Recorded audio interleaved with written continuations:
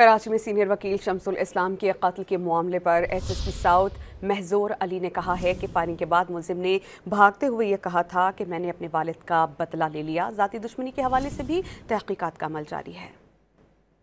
जब मार के वो भागने लगा तो उसने कहा कि जी मैंने अपने वालिद का बदला ले लिया है। तो लगता ऐसे ही है कि किसी ये पर्सनल एनिमिटी का जो है वो रीज़न है। फुल कनेक्ट हो सकता है क्योंकि पहले भी उन पे जो है अटैक हो चुका था, तो ये दूसरा उन पे जब अटैक हुआ है तो लाइकली लगता यही है कि जो वो लोग जो ये समझते थे कि शायद इनकी वजह से उनकी फैमिली को या उनके किसी अजीज़ को नुकसान पहुँचा है, तो ये भी उसकी एक कड़ी हो सकती है।